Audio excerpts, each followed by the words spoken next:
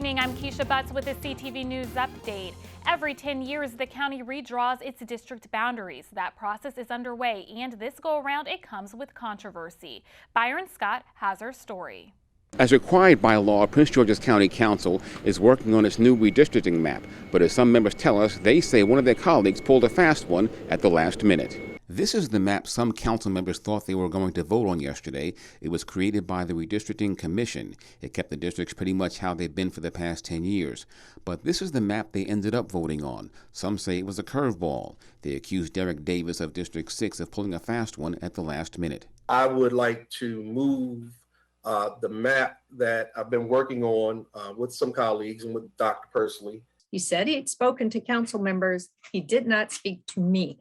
Okay, I'd never seen this before, presented and rammed through with as limited discussion as they could manage. And it was just a frustrating experience. Here are some of the possible changes.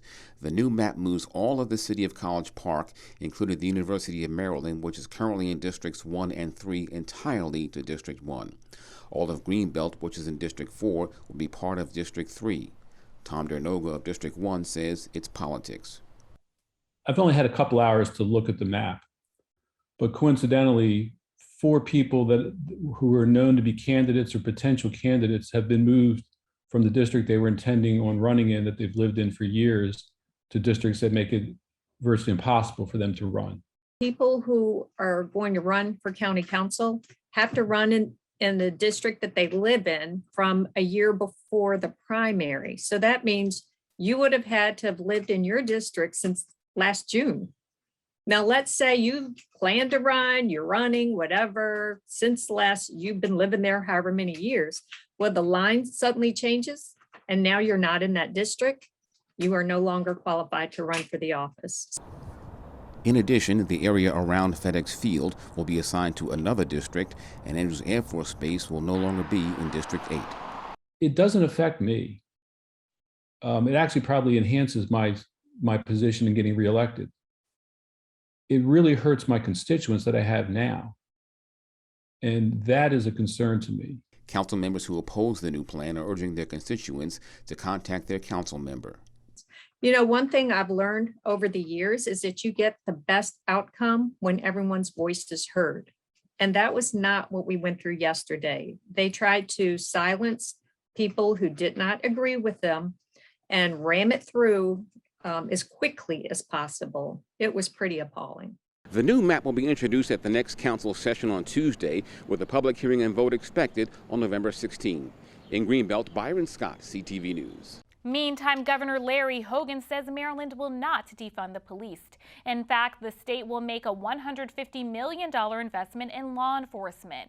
The governor made the announcement during a press conference this morning. His plan includes $45 million for local police agencies. There will also be an additional $50 million for state police, which will go towards salary hikes and hiring bonuses. $24 million will go toward creating a new accountability resource fund to purchase body cameras and for de-escalation training. The reality is that our police are underfunded and under attack. To reverse the tide of rising crime, we need to stop demonizing and sabotaging the dedicated men and women who risked their lives every single day to keep the rest of us safe. Some of it will be done right away, like some of the victims stuff that we have to replace the money that's taken away from Congress before they shut their doors. Some of it we'll be able to fund fairly quickly. Some of it has to be in our budget, which will be submitted in January. Hogan's plan will also give money for neighborhood safety grants and support victim protection programs. Prince George's firefighters are investigating an early morning blaze. The incident happened in the 9300 block of Annapolis Road around 1:40. Officials say when crews arrived at the scene, they saw flames shooting from the home's roof. Resident Eric Ramey says he saw the smoke on his way to work. I just saw a lot of fire trucks and emergency service vehicles approach the scene. When we got close, we actually saw that there was a ladder going into the house to, try to put out the fire and save everything and save everyone. Hopefully everyone got out. No word yet on injuries or damages from the fire department. All dorms and academic buildings at the University of Maryland will experience a hot water outage starting tonight. According to the Diamondback, the outage will last 24 hours from Friday at 6 p.m. until Saturday at 6 in the evening. The Department of Facilities Management must make a critical repair to a steam line that provides heat and hot water service to the campus. The line is located on Route 1 between the hotel at the University of Maryland and engineering fields. Here are the daily COVID-19 numbers for our area. The State Health Department confirmed 1,068 new cases since yesterday. The county's positivity rate is at 3.82%. 18 people have died of COVID statewide since yesterday. 729 people remain hospitalized.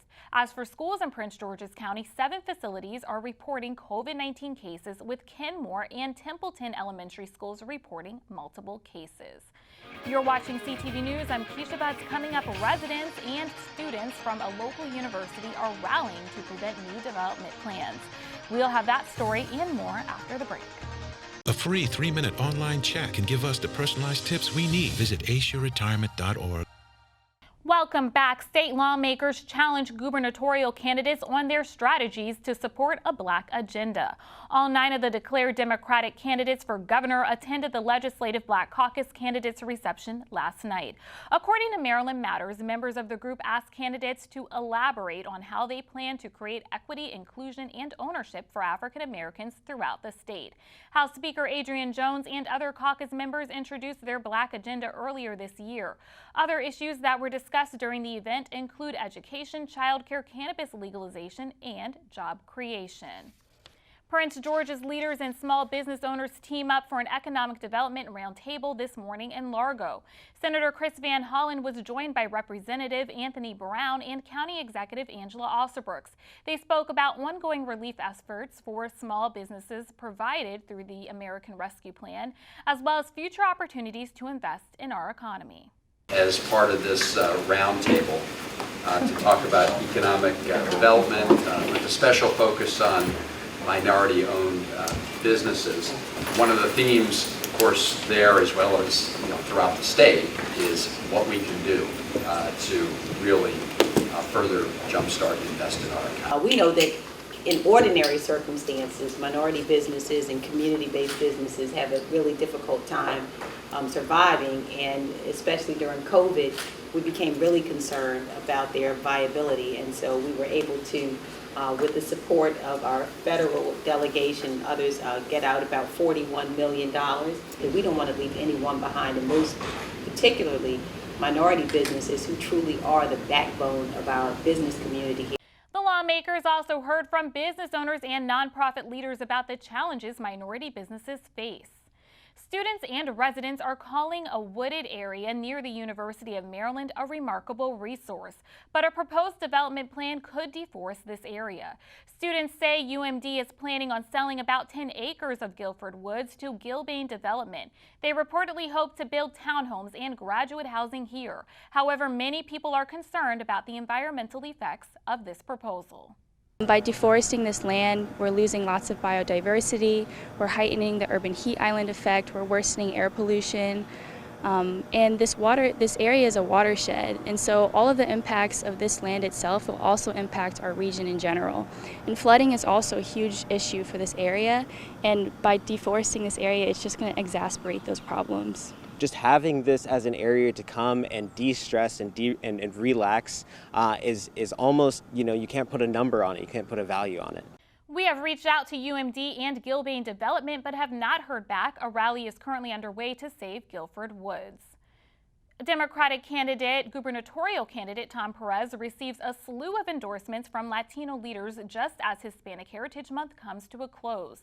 10 members of the Congressional Hispanic Caucus are endorsing him in his bid to be the first Latino governor in Maryland. He also received endorsements from CASA in Action Board President Gustavo Torres, Mount Rainier Mayor Selena Benitez, and Montgomery County Council member Gabe Albornoz.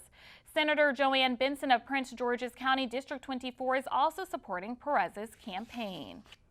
Metro resumes full service following a derailment on the Blue Line during Tuesday's rush hour.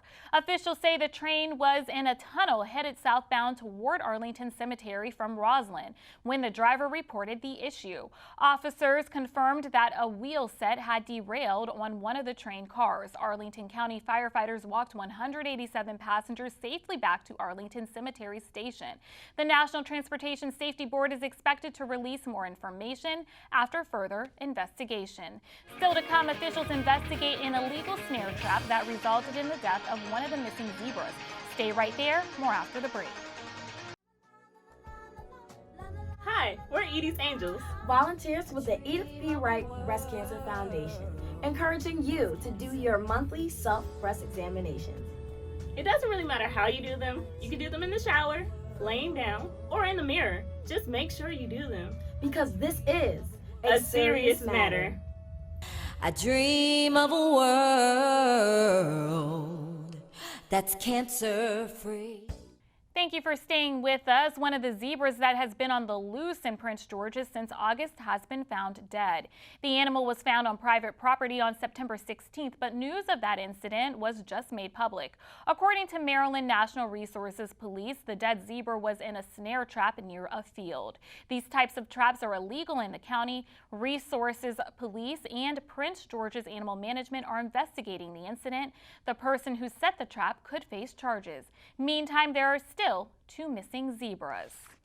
NASA is preparing a never-before-seen mission tomorrow. Through the Lucy mission, a spacecraft will explore the Trojan asteroids. NASA scientists say the asteroids are in the same orbit as Jupiter. However, they are far from each other. To execute the 12-year mission, NASA had to create a special orbital plan. These asteroids are the remnants of the early solar system. So it's the same material that was used to form the large planets in the outer solar system, Jupiter, Saturn, Uranus, and Neptune. So what we're looking to do now is to study these and get some clues as to exactly how the early solar system evolved, and especially those outer planets. To get the latest information on the mission, visit nasa.gov/Lucy. The Bowie State Bulldogs football team is 5-1 after getting a big win last Saturday over Chowan University, with the Bulldogs defense holding the CIAA's top-ranked offense to only 3 points.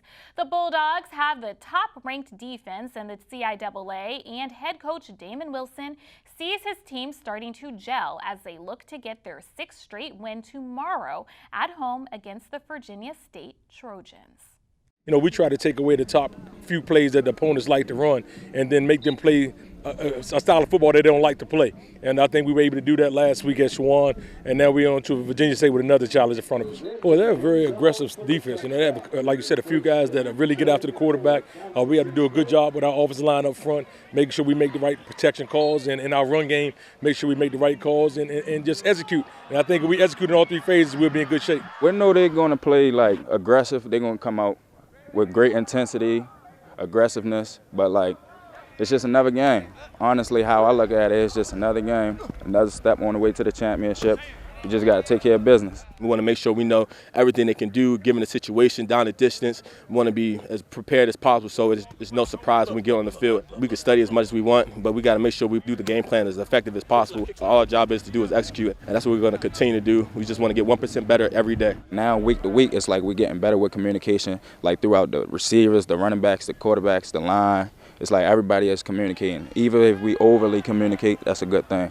The key to it all is intensity, great effort at all times, and running to the ball. We really pride ourselves in getting 11 hats to the ball. We want to make sure we got a lot of black helmets inside of that screen. When we go back looking at the film, 11 hats to the ball at all times, because once that ball's out, we want to make sure we get it. That just, you know, goes back to how we train, how we practice. We want to make sure we have intensity in all times and always go to the ball, no matter what. If it's 50 yards away, 30 yards away, we want to make sure we give all of our effort, because good things happen when we run to the ball.